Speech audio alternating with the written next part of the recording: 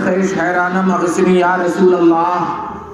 پریشانم پریشانم اغثنی یا رسول اللہ، شہاب کس نوازی کن طبیب آچارہ سازی کن، مریض درد اسیانم اغثنی یا رسول اللہ۔ عزیزان ملت اسلامیہ، اللہ کے حبیب صلی اللہ تعالی علیہ وسلم نے جب اعلان نبوت فرمایا، اپنے نبی ہونے کا اعلان فرمایا اور مکہ کے لوگوں کو یہ بتایا کہ میں اللہ کا نبی اور اس کا رسول ہوں اور مجھ پر قرآن کا نزول ہوا ہے، میں تمہیں جنت کی بشارت دیتا ہوں، جہنم سے ڈراتا ہوں، تمہیں ایک وحدہ لا شریک کی عبادت کے لیے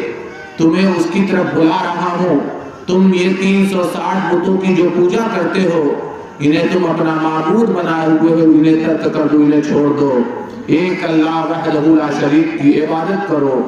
آقا کریم صلی اللہ تعالی علیہ وسلم نے جب یہ اعلان فرمایا تو اللہ کے حبیب صلی اللہ تعالی علیہ وسلم پر جن لوگوں نے ایمان لا کر کے کلمہ پڑھ کر کے مسلمان ہو گئے، داخل اسلام ہو گئے،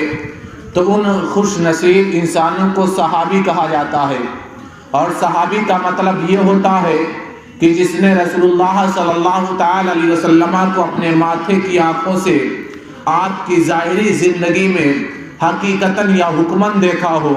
حقیقتاً سے مراد یہ ہے کہ اس نے اس کی بینائی موجود ہو اور اس نے رسول اللہ صلی اللہ تعالی علیہ وسلم کی زیارت فرمائی ہو اور رسول اللہ صلی اللہ تعالی علیہ وسلم کے چہرے مبارک اور چہرے اقدس کی زیارت کی ہو اور اس کا خاتمہ ایمان پر ہی ہو گیا ہو۔ اور حکماً اس کا مطلب یہ ہے کہ اگر اس کی بصارت ہوتی، اگر اس کی بینائی ہوتی تو رسول اللہ صلی اللہ تعالی علیہ وسلم کو ضرور دیکھ لیتا اور اس کا ایمان پر خاتمہ ہو، تو ایسے شخص کو صحابی کہا جاتا ہے۔ اس کی مثال حضرت عبداللہ ابن ام مکتوم ہے۔ حضرت عبداللہ ابن ام مکتوم رضی اللہ تعالیٰ عنہ یہ رسول اللہ صلی اللہ تعالی علیہ وسلم کے صحابی ہیں، اور صحابی ہونے کے ساتھ ساتھ حضرت بلال حبشی رضی اللہ تعالیٰ عنہ کی غیر موجودگی میں آپ اذان دیا کرتے تھے، رسول اللہ صلی اللہ تعالی علیہ وسلم کے مؤذن بھی تھے۔ اللہ کے حبیب صلی اللہ تعالی علیہ وسلم جب جنگوں میں تشریف لے جایا کرتے تھے، غزوات میں شرکت کے لیے تشریف لے جایا کرتے تھے، تو حضرت عبداللہ ابن ام مکتوم کو مدینہ میں ہی مقیم رہنے کا حکم فرماتے اور وہی مدینہ میں رسول اللہ صلی اللہ تعالی علیہ وسلم کی جانب سے آپ امامت بھی فرماتے اور اذان بھی دیا کرتے تھے۔ اللہ اکبر مسلمانوں، حضرت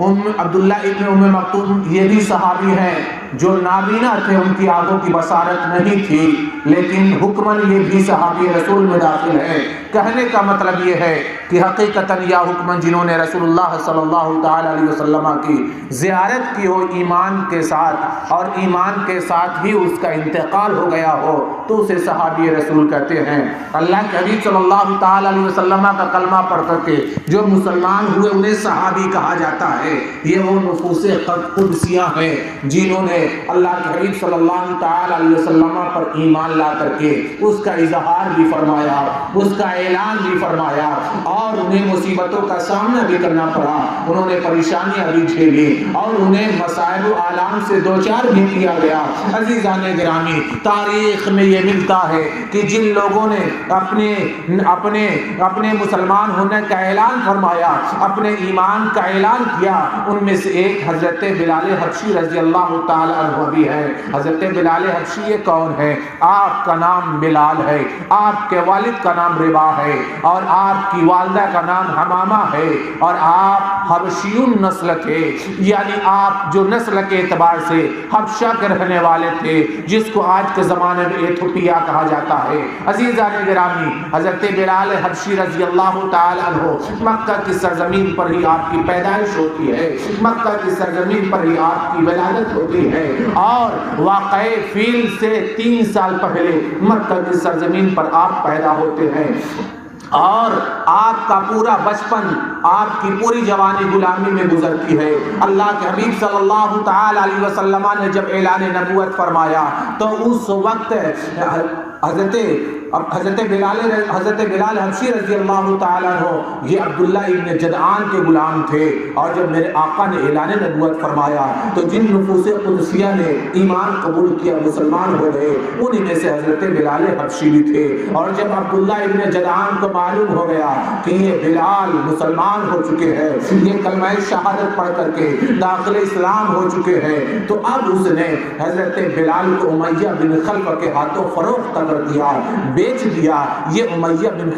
خلف کون تھا؟ یہ مکہ کے سرداران میں سے ایک سردار تھا، مکہ کے رئیسوں میں سے ایک رئیس تھا، بڑا مالدار تھا، لیکن اسی کے ساتھ ساتھ نہایت ہی ظالم تھا، نہایت ہی ظالم تھا۔ جب اس نے حضرت بلال حبشی رضی اللہ تعالیٰ عنہ کو خرید لیا تو آپ پر طرح طرح سے ظلم اٹھاتا ہے، آپ پر طرح طرح سے مسائل و آلام سے آپ کو دوچار کرتا ہے۔ عزیزان گرامی، حضرت بلال حبشی رضی اللہ تعالی عنہ کو ہر قسم کی اس نے تکلیفیں دینے کی کوششیں کی۔ آپ کا جسم مبارک ہے، آپ کے جسم مبارک کو ننگا کر کے مکہ کی سرزمین پر ریت پر لٹا دیتا تھا امیہ بن خلف، اور آپ کے سینے پر پتھر رکھ دیا جاتا۔ آپ اندازہ لگائیں کہ مئی جون کی گرمی میں اگر کوئی ننگے پیر اپنے چھتوں پر ٹہلے یا اپنے گلیوں سے گزرے تو اس کا پیر جل جاتا ہے، اس کی تپش اسے محسوس ہوتی ہے۔ لیکن قربان جاؤ، عرب کی جو گرمی ہے،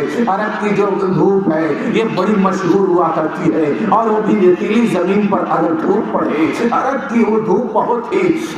تیز ہوا کرتی ہے، برداشت کرنے کے لائق نہیں ہوتی ہے، لیکن اسی ریت پر حضرت بلال حبشی رضی اللہ تعالیٰ عنہ کو لٹا دیا جاتا ہے، ننگی پیٹھ ہے، اور آپ کے جسم اطہر پر، آپ کے سینے پر پتھر رکھ دیا جاتا، اور اس کے بعد امیہ بن خلف کہتا کہ اے بلال، تم کلمہ شہادت کو چھوڑ دو، تم ہمارے بتوں کی پوجا کرو، تم محمد کا کلمہ پڑھنا چھوڑ دو تو ہم تمہیں آزاد کر دیں گے، ہم تمہیں تکلیفیں نہیں دیں گے، ہم تمہارے ساتھ ظلم و زیادتی نہیں کریں گے۔ حضرت بلال حبشی رضی اللہ تعالیٰ عنہ فرماتے کہ میں نے جو کلمہ پڑھ لیا ہے میں اسے ترک نہیں کروں گا، چاہے تم کتنی بھی مجھے پریشانیوں میں مبتلا کر لو، چاہے کتنا بھی مجھے تکلیف دے لو، چاہے کسی بھی مصیبت سے تم دوچار کرو، لیکن میں نے رسول اللہ کا کلمہ پڑھا ہے تو میں اسے ترک نہیں کروں گا۔ اور ہر سوال کے جواب میں جب یہ کہا جاتا کہ محمد کا کلمہ چھوڑ دو تو آپ ارشاد فرماتے احد احد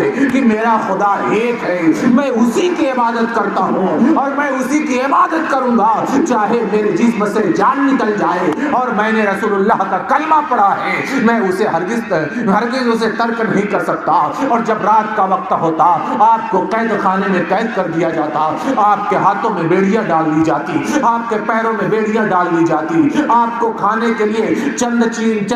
ٹکڑے دے دیے جاتے، اور اسی کے ساتھ ساتھ حضرت بلال حبشی رضی اللہ تعالیٰ عنہ پر یہ ظلم و ستم بھی کیا جاتا کہ جو مکہ کے اوباش قسم کے بچے ہوا کرتے تھے، جو شرارتی قسم کے بچے ہوا کرتے تھے، حضرت بلال کی گردن میں رسیاں ڈال کر کے اس رسیوں کو ان بچوں کے حوالے کر دیا جاتا، اور حضرت بلال رضی اللہ تعالیٰ عنہ کو اس رسیوں کے ذریعے گلیوں میں گھسیٹا جاتا، انہیں تکلیفیں دی جاتی۔ آقا کریم صلی اللہ تعالی علیہ وسلم جب یہ ملاحظہ فرماتے آپ کو سخت قسم کی تکلیفیں ہوا کرتی تھی، میرے آقا کریم صلی اللہ تعالی علیہ وسلم کو سخت صدمہ ہوا کرتا۔ اللہ کے حبیب صلی اللہ تعالی علیہ وسلم کی یہ خواہش تھی کہ کوئی بلال کو اس ظلم و ستم سے نجات دلا دے، اسے امیہ بن خلف سے خرید کر کے اسے آزاد کر دے۔ اللہ اکبر مسلمانوں، حضرت ابوبکر صدیق رضی اللہ تعالی عنہ ہے، آپ کی سخاوت بہت مشہور ہے۔ آقا کریم صلی اللہ تعالی علیہ وسلم پر اپنا سارا مال نچھاور کرنے والی شخصیت کا نام ابو بکر ہے، اس لیے افضل البشر بعد الانبیاء بالتحقیق کہا جاتا ہے۔ افضل البشر بعد الانبیاء بالتحقیق ہے ابو بکر صدیق رضی اللہ تعالی عنہ نے جب آپ کا گزر امیہ بن خلف کے پاس سے ہوتا ہے اور آپ کو تکلیفیں دی جا رہی ہے، آپ کو ستایا جا رہا ہے، آپ پر ظلم و ستم کے پہاڑ توڑے جا رہے ہیں، تو حضرت ابو بکر صدیق رضی اللہ تعالی عنہ نے فرمایا اے امیہ بن خلف، تم یہ بلال کو جو تکلیفیں دے رہے رہے ہو، جو تم انہیں ستا رہے ہو، تم انہیں اذیتوں میں مبتلا کر رہے ہو، انہیں تم چھوڑ دو، تم انہیں آزاد کر دو۔ تو امیہ بن خلف نے کہا کہ اے ابو بکر، تمہیں اگر اتنی ہمدردی ہے تو تم اس بلال کو خرید کر کے تم خود ہی آزاد کر دو۔ حضرت بلال رضی اللہ تعالیٰ عنہ کو حضرت ابو بکر صدیق رضی اللہ تعالیٰ عنہ نے خریدا اور اپنے ایک توانا اور تندرست غلام کے عوض اور چند سکوں اور چند دراہم یا چند اشرفیوں کے عوض میں، چند اوقیہ کے بدلے میں اور ایک غلام کے بدلے میں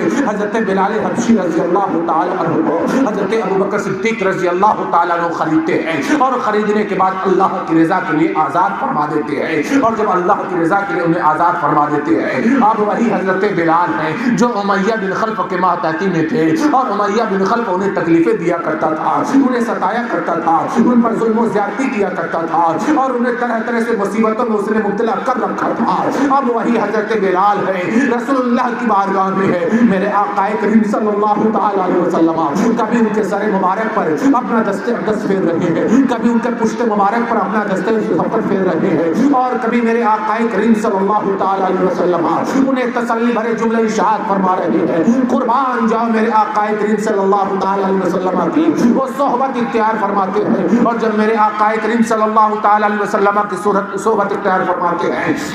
اور آپ کے ساتھ رہتے ہیں، تو اللہ کے حبیب صلی اللہ تعالیٰ علیہ وسلم نے انہیں اپنا خاص خادم بنا لیا۔ اب رسول اللہ کی بارگاہ میں رہ رہے ہیں، اور رسول اللہ کی بارگاہ میں ہے تو میرے آقا کریم صلی اللہ تعالیٰ علیہ وسلم نے انہیں اپنا خازن بنا لیا، اپنا خزانچی بنا لیا۔ اب جو کچھ بھی لینا دینا ہوتا، آقا کریم صلی اللہ تعالیٰ علیہ وسلم حضرت بلال کو بلاتے، اور بلانے کے بعد ارشاد فرماتے اس کی فلاں ضرورت پوری کر دی جائے، اس کو فلاں چیز دلا دی جائے۔ اللہ حبیب صلی اللہ تعالیٰ علیہ وسلم اگر کچھ دیتے تو حضرت بلال کو حکم دیتے کہ اس کو دے کر کے اسے واپس کر دیا جائے، یہ خالی ہاتھ نہ جائے، اور اس کا دامن گوہر مراد سے بھر کر کے یہ اپنے گھر کو واپس جائے۔ حضرت بلال حبشی رضی اللہ تعالیٰ عنہ دراصل میں آقا کریم صلی اللہ تعالیٰ علیہ وسلم کے خورد و نوش اور طعام کا انتظام فرمایا کرتے تھے، اور ساری ذمہ داریاں جو تھی وہ حضرت بلال حبشی رضی اللہ تعالیٰ عنہ پوری کیا کرتے تھے۔ اسی لیے آپ نے تاریخ میں یہ بھی پڑھا ہوگا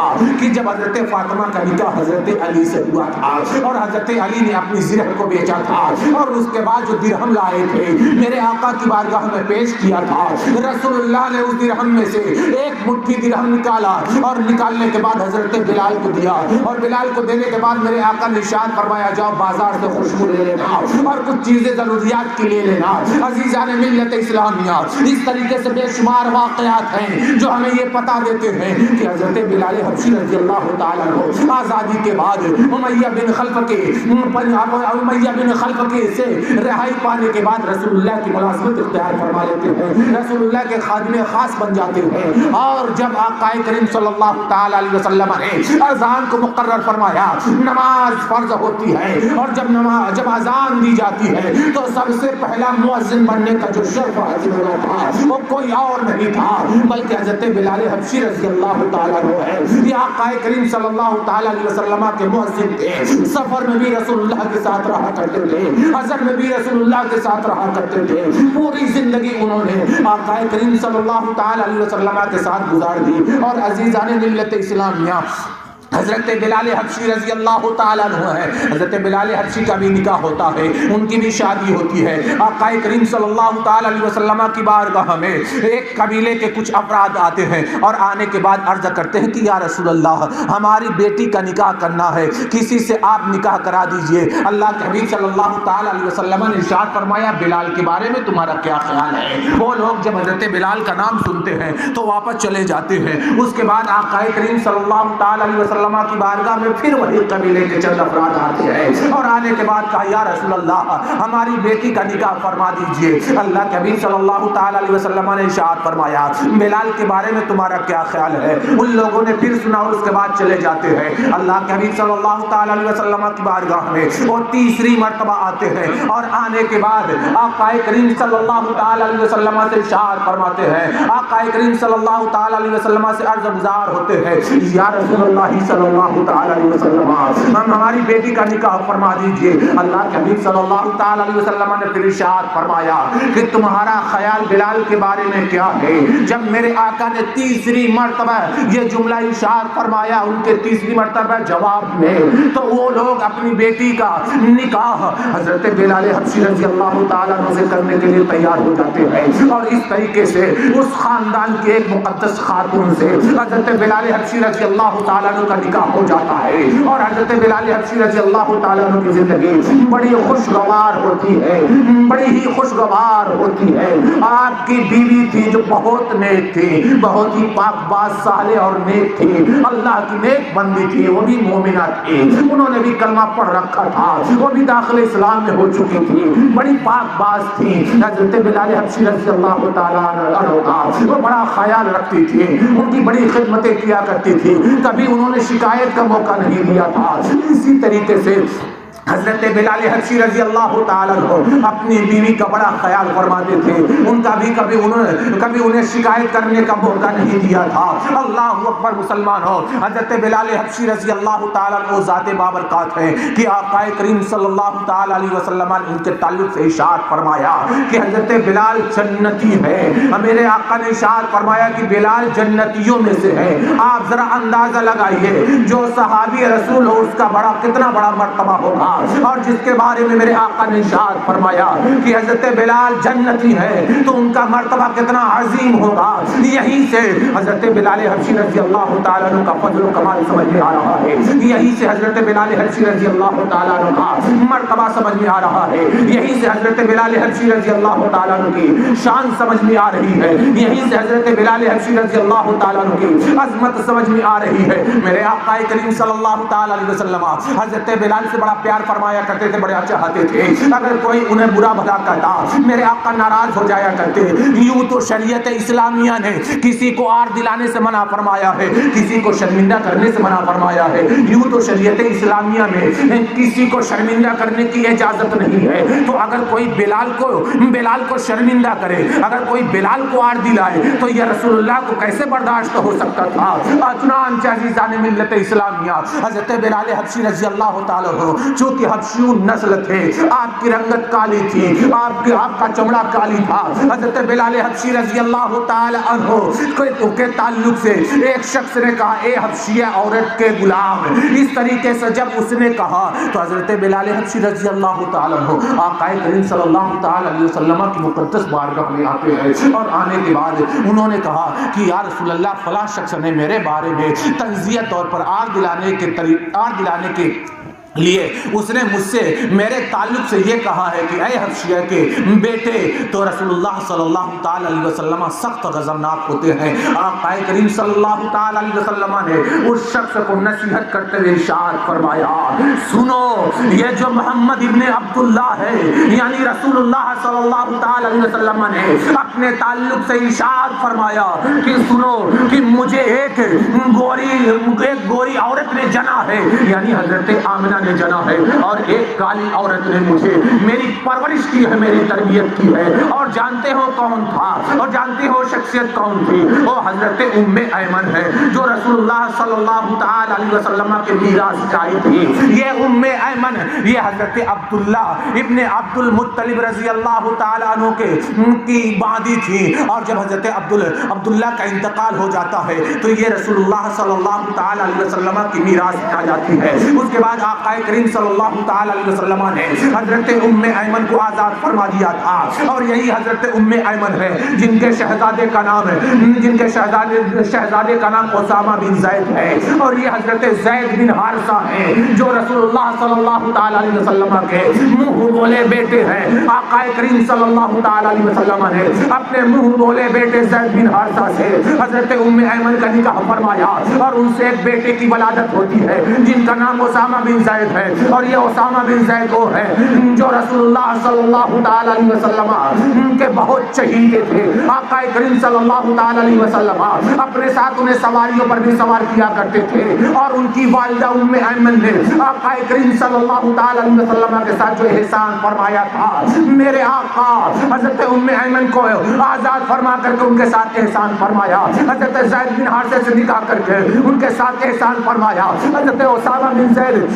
کی پرورش اور تربیت فرما کر کے آقا کریم صلی اللہ تعالی علیہ وسلم نے ان کے ساتھ احسان فرمایا۔ یہی حضرت اسامہ بن زید ہے۔ بات آ گئی ہے تو میں آپ کو ایک واقعہ بیان کر دیتا ہوں۔ یہی حضرت اسامہ بن زید ہے جو حضرت امام حسین رضی اللہ تعالیٰ عنہ کے بچپن کے ساتھی ہے، اور حضرت امام حسین رضی اللہ تعالیٰ عنہ کو جب پتہ چلتا ہے کہ اسامہ بن زید یہ بیمار پڑ گئے ہیں، ان کی عیادت کے لیے تشریف لے جاتے ہیں، ان کی مزاج پرسی کے لیے تشریف لے جاتے ہیں، اور جب کسی کی بیماری ہوتی ہے اور جب کوئی بیمار ہوتا ہے، مرض میں مبتلا ہوتا ہے، اس کی عیادت کے لیے جایا جاتا ہے تو تڑپتا ہے، بے قرار ہوتا ہے، تو اس کے تڑپ اور بے قراری کو دیکھ کر کے یہ پوچھ لیا جاتا ہے کہ تمہاری یہ تڑپ کیسی ہے، تمہاری یہ بے قراری کیسی ہے، تمہاری یہ بے چینی کیسی ہے، تمہیں یہ اطمینان اور سکون کیوں کر حاصل نہیں ہے؟ تو اپنی مرض کو بیان کرتا ہے، اپنی پریشانی کو، اپنی پریشانی کو بیان کرتا ہے۔ عزیزان ملت اسلامیہ، حضرت امام حسین رضی اللہ تعالیٰ عنہ ہے، اسامہ بن زید کو وہاں عیادت کے لیے تشریف لے جاتے ہیں، انہیں مضطرب دیکھتے ہیں، پوچھتے ہیں اسامہ بات کیا ہے، آپ مضطرب کیوں ہیں؟ تو اسامہ نے کہا کہ میری موت قریب ہے، مجھے ایسا لگ رہا ہے کہ میری موت آ جائے گی، اور میرے اوپر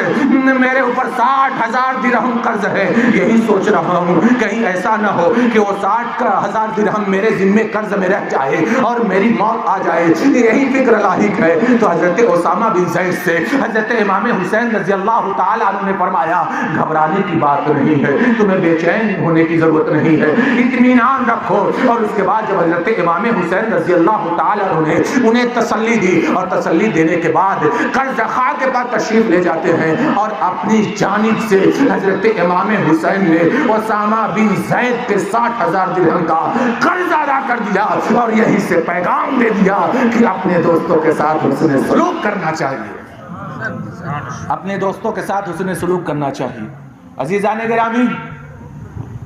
آقا کریم صلی اللہ تعالی علیہ وسلم کے مقدس صحابی جن کا نام حضرت بلال ہے، اور جب کسی نے ان کو طنز کیا، آر دلایا، اے حبشی عورت کے بیٹے، انہوں نے رسول اللہ صلی اللہ تعالی علیہ وسلم کی بارگاہ میں شکایت کی۔ میرے آقا نے انہیں سمجھایا کہ سنو، مجھے ایک گوری عورت نے جنا ہے اور ایک حبشی عورت نے میری پرورش کی ہے۔ گوری عورت سے مراد حضرت آمنہ تھی اور حبشی عورت سے مراد حضرت ام ایمن تھی۔ اور حضرت بلال رضی اللہ تعالیٰ عنہ کی شان کیا ہے؟ آقا کریم صلی اللہ تعالیٰ علیہ وسلم اپنی حیات پاک میں تقریباً 23 غزوات میں شرکت فرمائی، اور اس میں سب سے پہلا جو غزوہ تھا، پہلی سب سے جو جنگ تھی وہ جنگ بدر ہے۔ حضرت بلال حبشی رضی اللہ تعالیٰ عنہ آقا کریم صلی اللہ تعالیٰ علیہ وسلم کے ساتھ آپ کی معیت میں، آپ کے ساتھ تمام غزوات میں شرکت فرماتے ہیں، یہاں تک کہ جنگ بدر میں بھی شرکت فرما رہے ہیں، جنگ احد میں شرکت فرما رہے ہیں، جنگ خندق میں شرکت فرما رہے ہیں، جنگ حنین میں شرکت فرما رہے ہیں، فتح مکہ میں بھی شرکت فرما رہے ہیں۔ میرے آقا کریم صلی اللہ تعالی علیہ وسلم جن غزوات میں تشریف لے گئے ہیں، آقا کریم صلی اللہ تعالی علیہ وسلم نے جن غزوات میں حصہ لیا ہے، حضرت بلال بھی رسول اللہ صلی اللہ تعالی علیہ وسلم کے ساتھ ساتھ ان غزوات میں حصہ لیتے ہیں، ان غزوات میں شریک ہوتے ہیں۔ عزیزان ملت اسلامیہ، اور داد شجاعت کا مظاہرہ فرماتے ہیں۔ حضرت بلال حبشی رضی اللہ تعالیٰ عنہ یہ امیہ بن خلف کے غلام تھے، اور جب حضرت ابوبکر صدیق رضی اللہ تعالیٰ عنہ نے انہیں آزاد فرما دیا، تو جب اسلام اور کفر کی پہلی جنگ ہوتی ہے جسے جنگ بدر کہا جاتا ہے، اسی جنگ بدر میں امیہ بن خلف کو حضرت بلال حبشی رضی اللہ تعالیٰ اپنے ہاتھ سے قتل کیا، اور اسے فنا فی نار کر دیا۔ اسے بڑی بچانے کی کوشش کی گئی کہ امیہ بن خلف بچ جائے اور بلال اسے قتل نہ کر سکے۔ حضرت بلال فرماتے کہ اگر امیہ بچ گیا تو بلال امان میں نہیں رہے گا، اس لیے حضرت بلال حبشی رضی اللہ تعالیٰ نے امیہ بن خلف کو جنگ بدر میں قتل کیا۔ ایک غلام کے ہاتھوں کافر جو تھا امیہ بن خلف، اسے قتل نصیب ہوتا ہے اور فنا فی النار ہو جاتا ہے۔ عزیزان ملت اسلامیہ،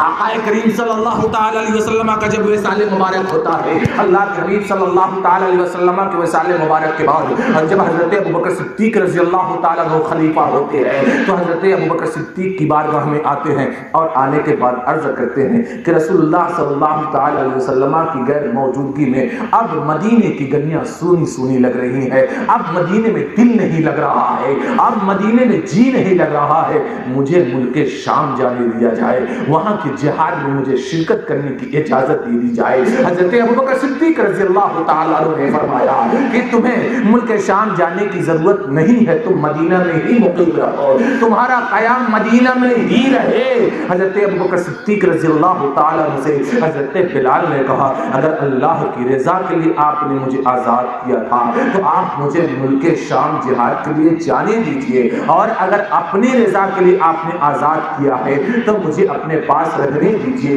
حضرت ابوبکر صدیق رضی اللہ تعالیٰ عنہ نے فرمایا کہ میں ضعیف ہو چکا ہوں، میں بوڑھا ہو چکا ہوں، میری عمر زیادہ ہو چکی ہے، ضرورت تمہاری مدینے میں زیادہ ہے، اس لیے میری خواہش یہ ہے کہ تم مدینہ میں ہی ٹھہر جاؤ، مدینہ میں ہی مقیم رہو۔ حضرت بلال حبشی رضی اللہ تعالیٰ عنہ سے جب حضرت ابوبکر صدیق رضی اللہ تعالیٰ عنہ نے فرمایا تو آپ مدینہ کی سرزمین پر ہی مقیم ہو جاتے ہیں، لیکن جیسے ہی حضرت ابوبکر صدیق کا انتقال ہو جاتا ہے، آپ کا وصال مبارک ہو جاتا ہے، تو اب حضرت عمر فاروق رضی اللہ تعالیٰ عنہ خلیفہ ہوتے ہیں۔ جب حضرت عمر فاروق رضی اللہ تعالیٰ عنہ خلیفہ ہوتے ہیں، اب وہی چیزیں جو حضرت ابوبکر صدیق سے انہوں نے کہی تھی کہ مجھے ملک شام جانے دیا جائے، میں وہاں رہ کر کے جہاد کرنا چاہتا ہوں، اعلی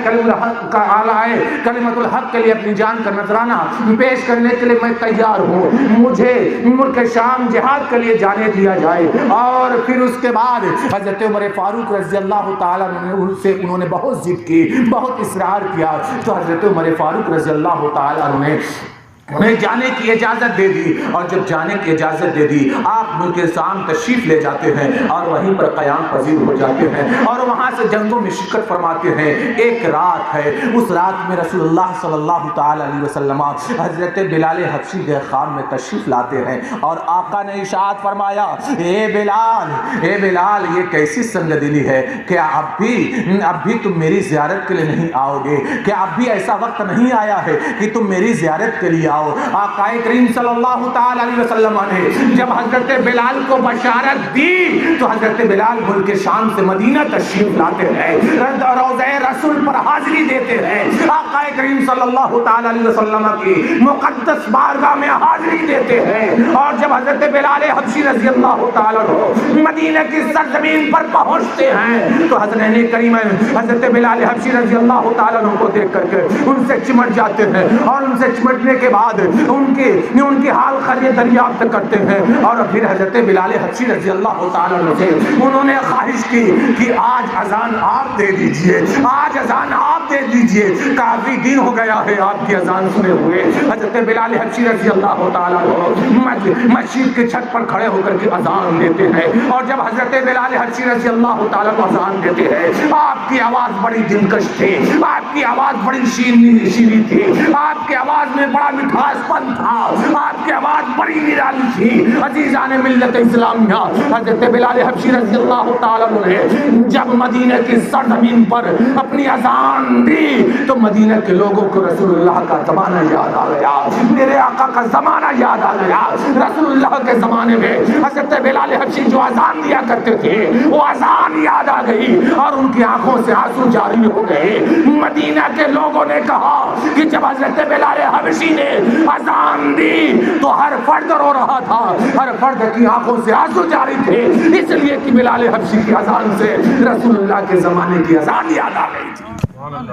وہ عہد یاد آ گیا تھا۔ اور اس کے بعد کچھ دن مدینہ کی سرزمین پر قیام کرتے ہیں، پھر ملک شام چلے جاتے ہیں۔ اور جب حضرت بلال حبشی رضی اللہ تعالیٰ عنہ ملک شام تشریف لے جاتے ہیں تو ملک شام میں ہی آپ کا انتقال بھی ہوتا ہے، ملک شام میں ہی آپ کا وصال ہوتا ہے۔